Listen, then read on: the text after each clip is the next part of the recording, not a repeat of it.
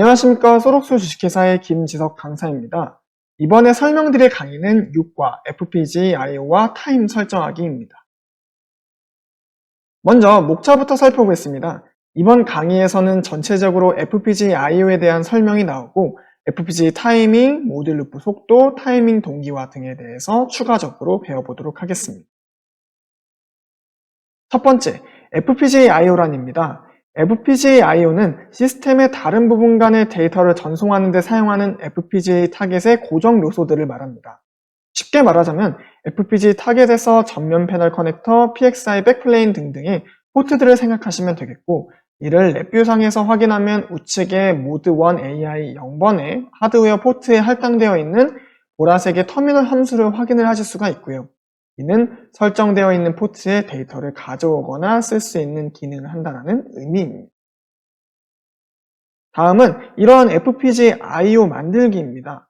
앞서 간단하게 설명드린 I/O를 사용해 보려면 우선 프로젝트 타겟에 FPGA I/O를 추가해야 되는데요. 이를 추가하는 방법은 간단합니다.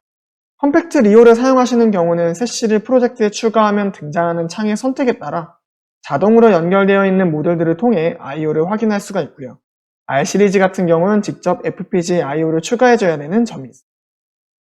그림으로 보시면 프로젝트의 타겟 장비를 할당해주고 FPGA 타겟의 마우스 우클릭, 만들기, C 시리즈 모듈을 통해 사용하고자 하는 또는 장착되어 있는 모듈을 프로젝트에 추가하여 FPGA I/O를 사용하실 수가 있습니다.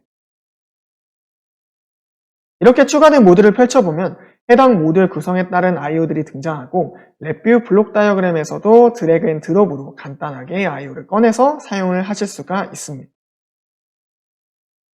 FPGA VI에서는 이렇게 꺼내보았던 FPGA I/O를 직접 생성하거나 I/O에 관한 다양한 설정들을 할 수 있는 FPGA I/O 팔레트를 제공을 해주고 있습니다. 그 팔레트에서는 대표적으로 I/O 상수, 작업을 수행하는 노드, 객체들의 속성에 접근할 수 있는 프로퍼티 또는 메소드 등을 확인을 하실 수가 있습니다. 한번 FPGA I/O 노드를 함수를 통해 앞서 만들었던 I/O 터미널을 직접 만들어 보겠습니다. 해당 노드 함수를 추가하고 클릭을 하면 프로젝트에 할당되어 있는 모듈 리스트가 등장하고 그 안에 여러분들이 원하시는 채널들을 확인하시고 선택하여 사용을 하시면 되겠습니다. 이로써 저희는 FPGA I/O를 VI에 할당하는 두 가지 방법에 대해서 다뤄본 것입니다. 다음에 설명드릴 내용은 FPGA I/O 타입입니다. FPGA에서 아날로그 I/O에 소수점이 있는 데이터 측정 시 데이터 슬라이스를 많이 차지하는 DBL 형식을 사용하지 않고 모듈에 따른 범위를 지정하여 가장 최적의 효율적인 범위를 가질 수 있는 고정 소수점 FXP 형식을 사용을 합니다. 해당 범위는 프로퍼티를 통해 확인을 할 수가 있고 VI에서 색상은 회색깔 색상으로 표시가 되고 있습니다. 또한 FPGA 디지털 I/O는 일반적인 고정되어 있는 불리한 형식과 동일하며 카운터가 내장되어 있지 않아 디지털 I/O를 이용해서 코드적으로 카운터 기능을 구현해서 사용을 하실 수가 있습니다. 이때 감지할 수 있는 최소 입력 펄스폭은 하드웨어 스펙, 루프 주기 등에 따라 다르게 됩니다. 이제는 FPGA 타이밍에 대해서 한번 설명을 드려보도록 하겠습니다. 타이밍 혹은 타이밍 함수는 윈도우 환경에서와 마찬가지로 속도를 제어하거나 지연을 추가하는 등의 시간 관련된 동작을 수행하는 함수입니다. 그런데 FPGA에서는 타이밍 함수를 더블 클릭하면 카운트 단위와 내부 카운터 크기를 설정할 수가 있으며 이는 마이크로초, 밀리초 등의 더욱 작은 단위의 속도를 지정할 수가 있고 FPGA 용량이 작기 때문에 카운터가 가질 수 있는 크기를 지정해서 사용을 할 수가 있습니다. 다음은 모듈 루프 속도 설정입니다. 앞서 배운 소프트웨어 타이밍 설정이 아닌 하드웨어적으로 모듈에 대한 타이밍을 제어할 수 있는 방법입니다. 프로젝트에서 할당된 모듈의 프로퍼티에서 데이터 레이트를 보시면 지정되어 있는 속도가 있고 이를 변경하며 모듈의 클럭 속도, 즉 데이터 수집 속도 등을 변경을 하실 수가 있습니다.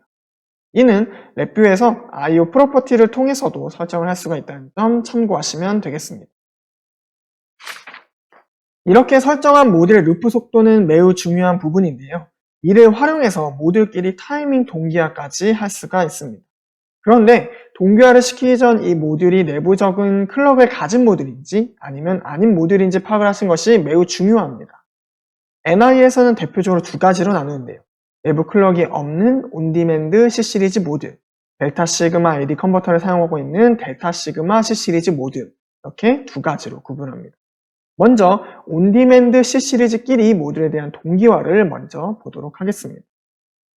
온디맨드 모듈은 대표적으로 NI9474, NI9211, NI9215 등의 모듈 등을 예로 들 수가 있으며 각 모듈의 사용서를 통해 더 자세히 확인할 수가 있습니다. 온디맨드 모듈은 내부적인 클럭이 없어 FPGA에서 클럭을 만들어줘야 하는 모듈들을 말하는데요. 이를 간단하게 표현하자면 루프 타이머 함수를 사용해서 루프 속도를 설정하여 모듈에 대한 속도를 지정을 해줘서 사용해야 된다는 모듈을 말을 합니다. 다음은 자체적으로 클럭을 생성해낼 수 있는 델타 시그마 AD 컨버터를 사용하는 모듈 간의 동기화입니다. 대표적인 제품으로는 NI9225, NI9229 등이 있으며 고속 측정 시 많이 사용되는 모듈들이 보통 대부분입니다. 델타 시그마 모듈의 동기화 방법은 모듈 간의 클럭을 공유하여 사용하는 방법을 통해 동기화할 수 있습니다. 마스터로 사용하는 모듈의 클럭을 반출하고 슬레이브 모듈들이 이 클럭을 반입하여 설정해서 사용하는 방식을 사용합니다. 설정하는 환경을 한번 보여드리도록 하겠습니다. 마스터로 사용할 델타 시그마 모듈을 프로퍼티에서 타임 베이스 소스에서 반출을 체크를 해주면 슬레이브로 사용할 모듈에서 마스터 타임 베이스 소스를 마스터로 사용하는 모듈의 이름을 설정하여서 사용하시면 할당이 되게 됩니다.